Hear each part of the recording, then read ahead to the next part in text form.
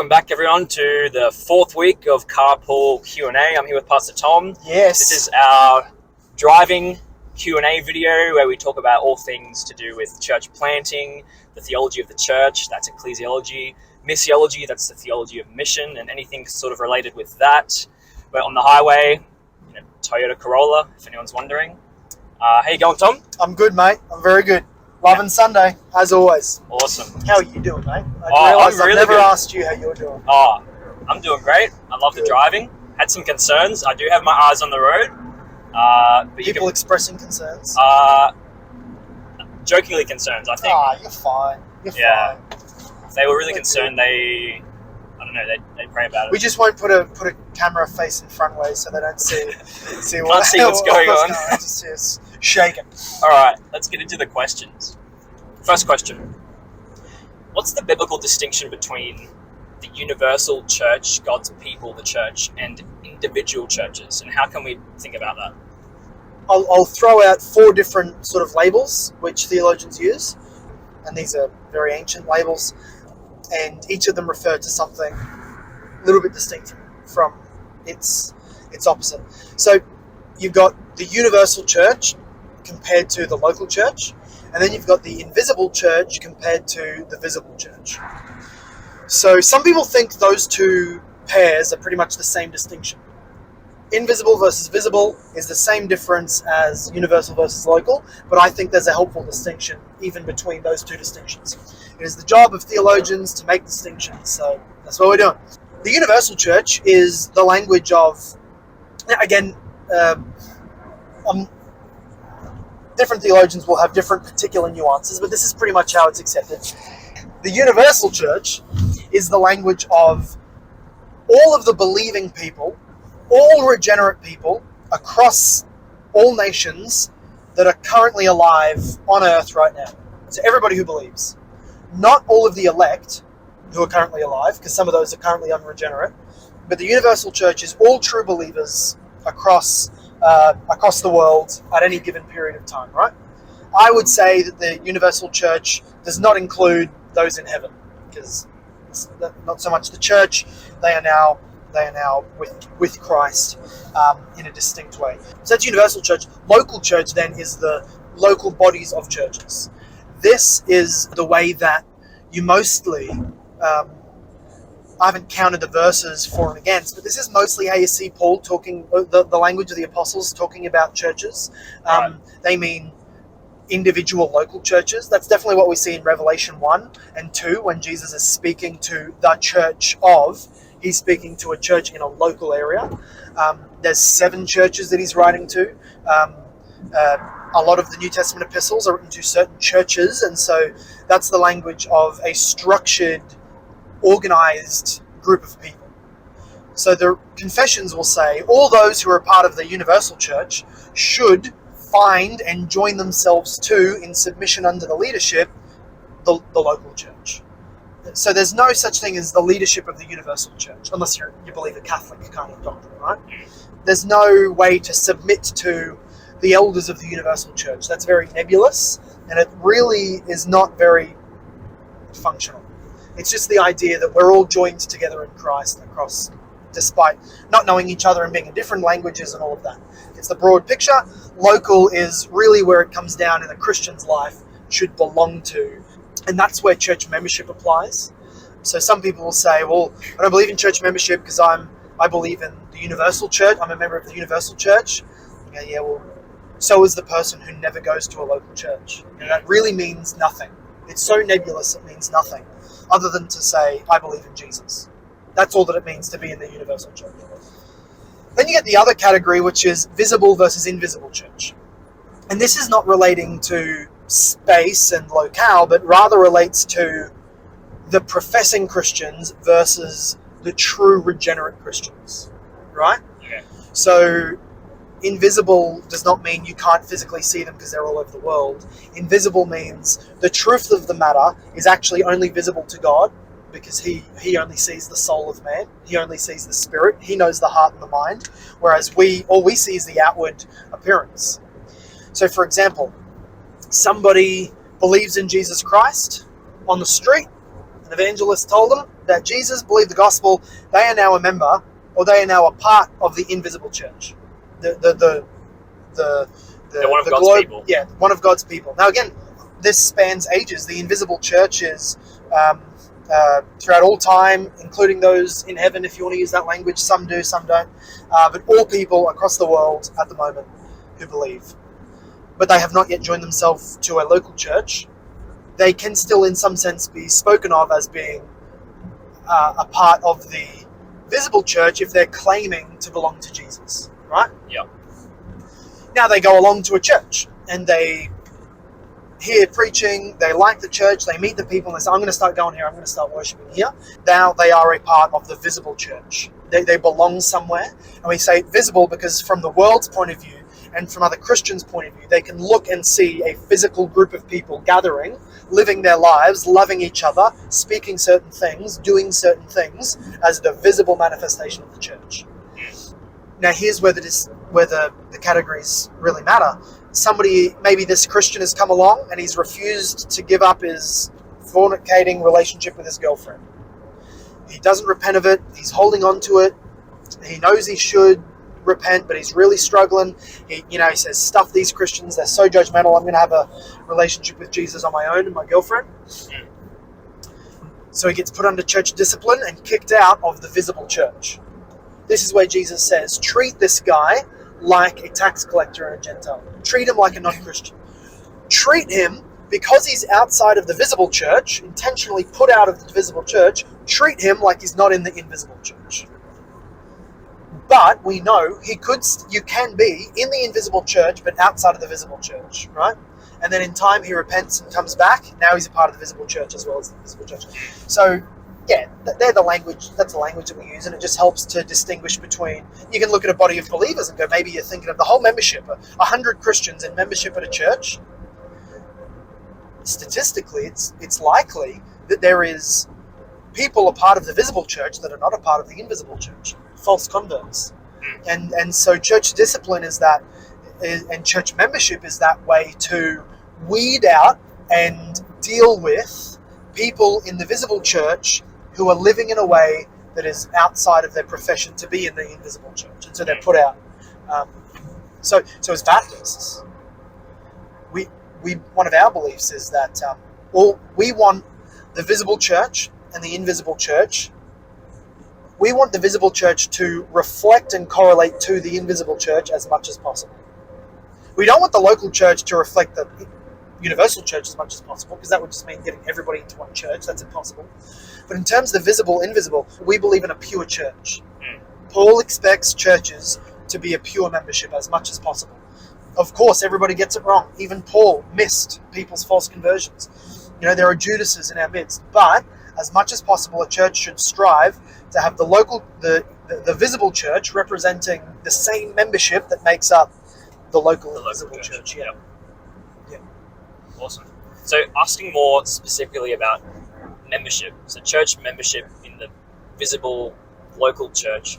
What is church membership, and how would you defend the need for church membership from the New Testament?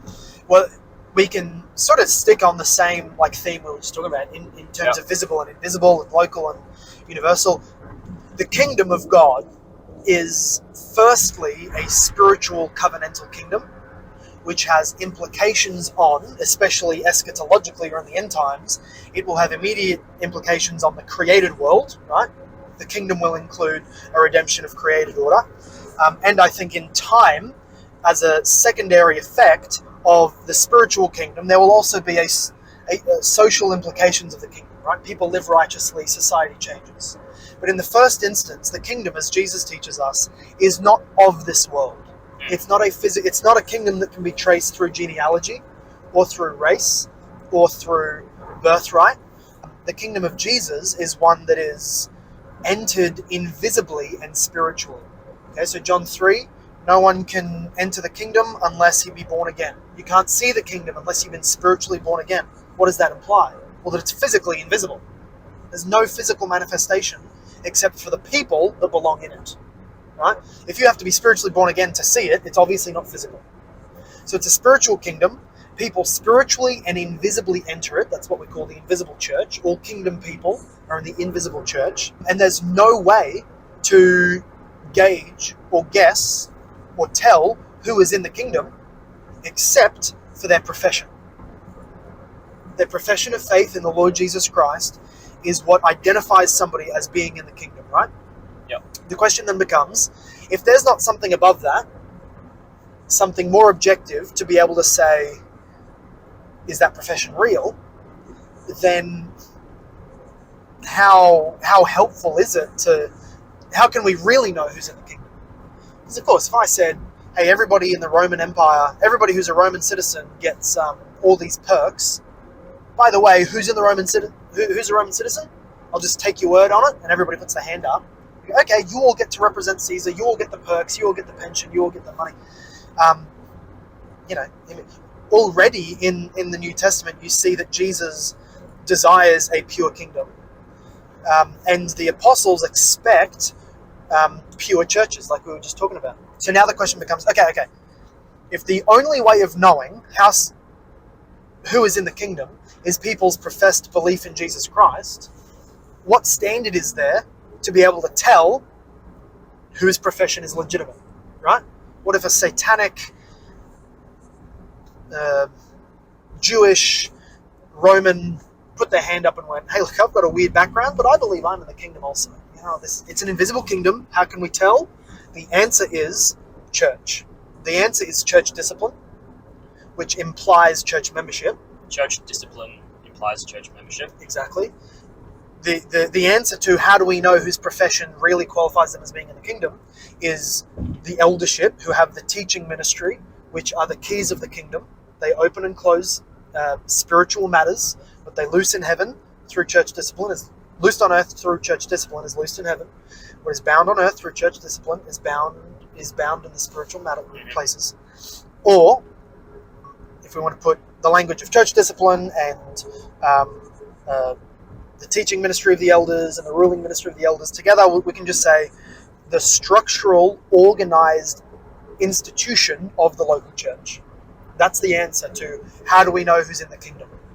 So I like to think of it in terms of, a lot of people are like kingdom-minded. The New Testament, the New Covenant the church is like, it's all about the kingdom. It's not about an institution. It's not about an organization. It's just about being in the kingdom, man. You go, okay, I disagree. In fact, but then you can swing too far and go, no, it's about an organization, an institutional organization, in which case you might pick up something like the Roman Catholic Church. You're right, they just say things, they sign certain papers, they do certain acts, and whatever. There's no organic reality to it. Well, it is both. It is the organic, spiritual, invisible kingdom that necessarily needs, in our world, visible, organized, institutional, legitimately ruled and ordered church. So the church is the institutional manifestation of the kingdom. So again, this is how functional it is. People say, I'm in the kingdom, I believe in Jesus. Okay, what body of Christians have affirmed that you believe the right stuff to call yourself a Christian? None. Okay, well, you may claim to be in the invisible church. You may even be in the invisible church, but you're not in a visible church yet. I have no confidence in your profession, right? And so then it bleeds also through church discipline. Would be Paul says in 1 Corinthians 5, put him out from your number. Put him out from the number of you people so that there can be a clear distinction between the unrighteous and the righteous who are inheriting the kingdom. Remember? So he's using this kingdom language, and the kingdom, what solidifies or manifests kingdom reality, which is spiritual and invisible, is physical and visible church membership. Now here's the question. If he's telling them to kick him out, we have to assume there's a way in. If he's being told, you're no longer one of us, well, what do you mean by one of us? You mean somebody who rocked up at Corinth Church There's a on group Sunday? of people there. Yeah, no, there's a defined mass. Yep. There's a list of names somewhere, and that list is our definition of who belongs in a membership way to this church. And so really, church membership is, practically, it can get a little bit more complicated, but essentially it is no more complicated than a church saying, we believe this person is a Christian and should be allowed to bear his king's colors. Right? This person is not out on their own where they're taking King Jesus' flag. No, we agree that person rightly represents Jesus. And each person in this number represents that. So that when some guy gets up in the town hall and goes, I like sleeping with my stepmother, the local church of Corinth can say, actually, publicly let it be known, we kicked that guy out. He doesn't represent us. Right? He can go, well, I belong to the invisible church. I don't need to be a member of the invisible local church. Okay, cool. But you're out on your own. And that sends a message to the world. So it's for Jesus' namesake. That's right, yeah. So you think the old covenant, it was not a pure people. The very nature of it being a fleshly genetic covenant through descendants meant, unless you're born again by being a son of Abraham, which it never was the case, then the old covenant was necessarily a mixed covenant. God was okay. Well, he permitted the fact that there would be unregenerate and regenerate people in the one people of God called Israel. The church is not like Israel in that sense. The spiritual Israel, which is called the church in the New Testament, is meant to be distinct from Israel in the sense that she is pure. She's supposed to only have in her membership actual Christians. And so if you don't have church membership, functionally it's just like anybody who says they represent Jesus can represent Jesus. And that's not how it would have worked in the New Covenant. So that's like the logical, theological way to answer it. The other way to answer it would be there's texts in the New Testament that assume and that presuppose that there's a set number of people in a certain place who are making certain calls. So you have Hebrews 13 says, submit to your elders. Which elders? Any elder? Because I'm a member of the invisible universal church? No. Your elders. The ones that you should know their name. They should know your name. You're particularly and specifically under their care. Yep. And then he says to the elders, because they're going to give an account to you. An account to Jesus for you. Well, as a pastor, if I'm going to give an account for people, I want to be able to count them. I want to be able to know who they are. I'm not giving an account for the Christians in Africa or the Christians down the road to us going to some loopy church. I'm giving an account for the people who have submitted openly and formally to this leadership and to be a part of this body. So and then you get other places where, as early as Acts, when they're putting forward deacons, Peter says, you guys, well, who is he talking to? Obviously the baptized believers. He says you, so don't ask the unregenerate Jews, don't ask the atheists, don't ask the Romans. You guys, you Christians, select men from among you. So again, there's from the inside of this constrained body that is a defined body of Christians. You Christians, select men from among you who will be deacons, and we will lay our hands on them. So there's already, they were Jews. They knew how to take an account, how to take votes and whatever. That's how it worked in their synagogues. They had lists of membership. If you didn't have 10 men, you couldn't form a synagogue. You had formal teachers. You had formal singers. Everything was very formal. And so to believe that was carrying over is into early church, like first couple of weeks and days and years of the church, is not at all unspiritual. They had lists. If some guy came up and go, I'd like to be a deacon, they would have pulled out their scroll and gone, I don't see your name on the baptism list. I wasn't baptized. I haven't believed this gospel stuff, but I'd make a great deacon. They go, oh, no, sorry. The requirement was from among us. You're not one of us. That's the idea of church membership. Yep. To be able to say, you've been checked in all reasonable ways. You're a Christian. Yep. So once we have an established group of recognized Christians, which we call members, church members, functionally and practically, how do the members of a church, together with the elders, how do they make decisions about the practical functions of the church, the mission of the church? What's the relationship between the elders and the members, and how do they make decisions? The elders lead and rule, and through their teaching ministry, and including the sacraments, and through church discipline, the church people submit and hold them to account. In general, that's what you see in the New Testament. But really, what they all vote on, the rights and the powers of each member and membership in each particular church, there is a lot of wiggle room in between from church to church. This is where another part of church membership comes in, which is also quite unpopular in churches today who want it all to be spiritual and airy-fairy and feel like paperwork is ungodly. Not only do you need a list of names so that other Christians know who is in a membership in their church, so they know who they're responsible for, so they know who is responsible for them. Not only that, but you also need something called a constitution. Now that might be, you might call it something else, might be your bylaws or whatever. It might be 5 pages, might be 500 pages. Hopefully, not 5 words, but something that defines or constitutes the agreement that you guys have made together. So if in your church the elders are given full reign to make all financial decisions, okay, well that's something you need to know when you're signing on to be a member. Mm-hmm. I agreed to this. I'm not going to complain because they didn't ask me about supporting another children's worker or supporting another missionary. When I became a member here, I signed on to just giving them full reign with the money. Or you might be in a church where the pastors are not allowed to do basically anything without a congregational vote, or or without the decision of a subcommittee. Again, that's the reason I think it's so important is I will have my own, opinions that have been developed by my theology, my experience, my I guess theological heritage, as well as the guys who trained me and taught me and stuff. Yep. But there's wiggle room for differences in each church. That's the point of what I'm saying. So I think, and this will be reflected in like the Hope Constitution, but members should have the right to vote, as we were just talking about, on who members are, because it's not just the elders saying we think this person's a Christian.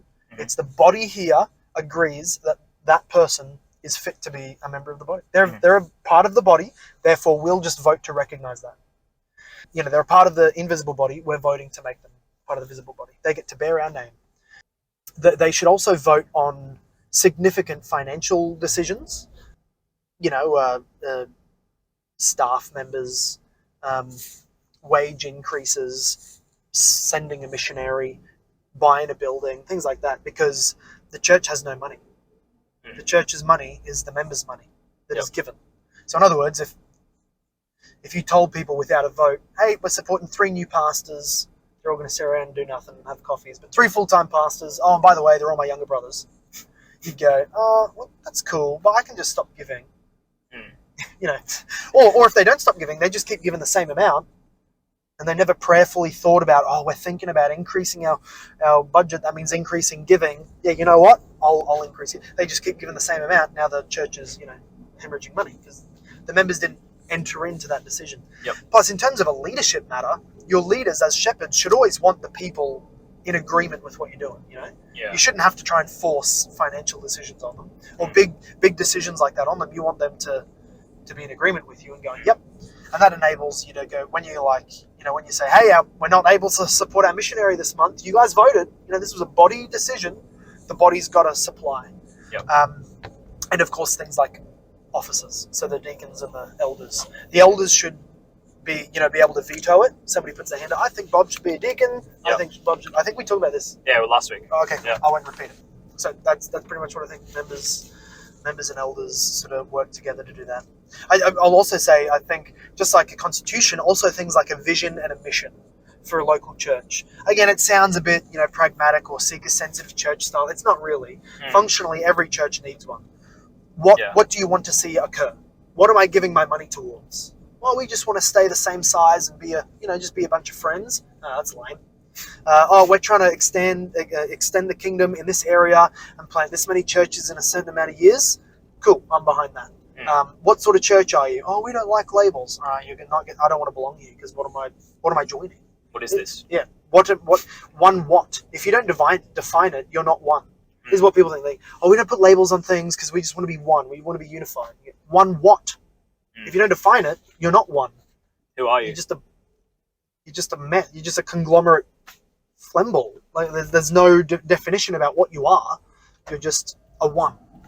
So yeah, we want definitions. We want requirements of members, responsibilities of members, all that sort of stuff is brought up in those very practical things called constitutions or members agreements or covenant documents, whatever you want to call it. Yep. Yeah. Cool. If anyone has any further questions about that, chuck them in the comments and we can get to them next week. Moving on to kind of a topic around relationships between separate, distinct local churches. Okay, cool. Lampstands, if you're tuning into Yep. the Revelation series we've been preaching through. Very good. Give it a listen if you haven't. What should we think about Bible study group, interdenominational Bible study groups that are kind of between different churches and a bunch of friends meeting together to have an interdenominational Bible study? Yeah, well, one of the words you used there might change it. You said a bunch of friends. If you got friends from different denominations or whatever, yeah, that's like cool. Catch up and have your coffee, do your potluck, and study the Bible. There's nothing wrong about that. Never call it an official arm or ministry of the church. You know, don't because there's no eldership governing. Yeah, well, who told you could represent your church that way? Yeah, right? You're just one person in a group of 10 friends who represent 6 different churches, and you decide to call it, well, this is the Hillsong Bible study, or this is the Hope Bible study. The elders might go, whoa, no, we don't know what you're teaching. We didn't have our arm on that. Meet up and study with your mates all you want, but don't call it. And then don't neglect your local church's needs for non-local church needs. I would definitely say that. If it's like your mates, hang out, cool. Don't, on the long term, don't neglect the local fellowship of your own church's Bible studies for the sake of going to your friend's Bible study. You know what I mean? Yep. Because that's just not what we see in the New Testament. Where we see in the New Testament the belonging, the teaching, the growing together, the admonishing one another is done in those local bodies. Yep. That doesn't mean you can't have more, but don't replace it with friends. But then if it's not friends, if it's more like different pastors are getting together or churches are like saying, hey, send some people to our interdenominational Bible study. Again, I'm all for Bible study, but don't expect much. If it's got a purpose, like, hey, we're going to be praying and meeting with our local members of Parliament and doing simple Bible studies together to encourage it. Oh, dude, that's awesome. You've got a point. Yep. And goal. the mission, that's right. The goal and the mission always defines the parameters. Yeah. Whereas if you're just hanging out, hey, let's all get together and lead a Bible study. How come? It'd be cool. You're like, okay, this is the mission and the goal is going to be so limited, it's probably non-existent, Yep. meaning that the parameters are not defined. And so if you have people who understand that, then it'll all be kept very basic so we don't step on each other's toes. Yeah. But most of the time you have people who don't understand that, who usually think, isn't what I believe what everybody believes? And they're teaching they're saying, this is non-denominational, I'm not representing anybody particular, but then they'll teach things that are very specific to their denomination and they don't even realize it. And so you're like, this doesn't really... Usually non-denominational just means Pentecostal. Yeah. If they say, I go to a non-denominational church, so you're Pentecostals. Oh, no. Does your pastor speak in tongues? Yeah. There you go. Yeah. Nice. So, on the topic of separate churches having gatherings together, what would be a healthy church partnership between two distinct churches? Again, it depends what the purpose is. Yep. If it's starting a little institution to train pastors, you're going to want to have a lot of agreement. Yep. And agree to that agreement, write down that agreement, and all of that. If it's to interdenominational prayer meetings, then you can really pull back on that as well and go, our purpose is to pray with one another. Any opening the word will be kept very generic, but again, define it. And that can be cool. Do that. You just have to be realistic. I mean, I don't hate the fact that there's different denominations and different visible churches. I see that as necessary and good. And therefore, it's usually when people go, oh no, the division is bad, let's get together to remind ourselves that we're one. And well, okay, but then it's non-functional, because the functional, practical part of being distinct meant that we can pursue different goals in the same city. We didn't need to do phony oneness. We're seeking the same Lord, seeking the same kingdom. We know we're one. But there's still great things that can be done in partnership. So, again, if it just means we're just going to be a fellowship, which is like a bit of a denomination, like what we're a part of, FECA. Well, to what degree are we joining other churches? Well, to be able to have a yearly conference, to be able to support one another when necessary and in prayer, and to be able to join together for legal matters and government representation so that we can each get our marriage license. Well, we have a statement of faith. We want to be able to make sure that the churches that are representing one another, are sound and Protestant. But we've got Pentecostals in our group, we've got Baptists, we've got Arminians, we've got Calvinists, we've got, homeschool and exclusive psalmody Presbyterians, we've got, all sorts. Yep. That's fine, because we're not sending the same missionary. It's not like we're starting an institution together. That difference is fine. We're not sending our members to get counsel from them. Yeah, exactly. Yeah, even that. So I don't mind having a church in my denomination, or maybe even something like join a conference with me, if I would never make those people a pastor. If I would never even go to that church myself, I'm still fine to do partnership with them because there's opportunity, Yeah, so other things like conferences, I would join with different churches that would have much less agreement with us, depending on their level of representation of us. So if they were just sponsoring our conference, that'd be fine. They could be almost anybody. If they were sending a speaker and we're putting their name on our banners, well, I'll need to make sure they're a church I'm happy to promote. Yep. So I think that the range is really all over the place. Yep. And I try not to be too scared or legalistic of it, because I've got good mates that I can work with who are extremely Pentecostal and probably shouldn't be in ministry. And I'm fine with that, because I'm not making him a pastor in my church. And this is where it comes in again. I'm not responsible for his church. Yeah. Is he a Christian with a platform or an opportunity or ability to help share the gospel? Yep. Cool. Party on. Yeah. Yeah, awesome. Our last question for this afternoon's Carpool Q&A. It's a good sunset. Yeah. These people can't see it, but that's a gnarly sunset. Yeah, it's beautiful. Why preach from Revelation for the start of a church plant? And the person who asked this, they said, it seems a bit culty, starting a church plant with a Revelation. I get told our church is culty all the time. Apparently, if you do church discipline and have membership that means something and I've heard that one stand too. for something, you go to a cult. Because the Antichrist is upon us, and only I have the keys to save you from the mark of the beast. I felt that one. Felt the tingles. Well, I'll share this. To me, Revelation is a lot less culty, because I don't believe that Revelation has a lot to do with modern day events. Or I think the Antichrist was in the future, and Antichrist is just a fancy name for false teacher. And false teachers. I think the mark of the beast was something in the 1st century, no longer going on. I think all the bowls of wrath that were poured out refer to the 1st century. So now I'm just living in Revelation 19 through 21, which is the glorious gospel, taking a great harvest from the whole world as Jesus builds his kingdom. So that, for me, as when people go study Revelation, usually what people are thinking is, mark of the beast, all of that stuff. Yep. Whereas I'm going, nah, that's not the vibe I get with Revelation at all. So to me, it's automatically less of a culty book. But they're right, yeah. A lot of the weird groups will hyperfixate on Revelation. No, but also we're just doing the letters. We're just doing the first 3 chapters. Yeah, the first 3 chapters, which was the image of Jesus, the exalted Lord and King of the church and King of the world. And then the letters that he speaks to his churches. And so for a church plant to just do those letters from we're okay. The letters from Jesus we are a little bit late. The letters from Jesus to his church are so important for a church to embody and to make sure, let's let this define us. Let's not get 10 years down the track and then look at these errors that we need to fix. Let's make sure we got them straight. So that's why I'm preaching from these letters. Cool. Yeah. You can go check it out on our YouTube if you haven't already. Thanks for tuning in to this week's Q&A. We'll see you next week. Bless you all. He's going about 60 kilometers an hour in a car park directly at a brick wall. Only 55. But we're here. See you guys.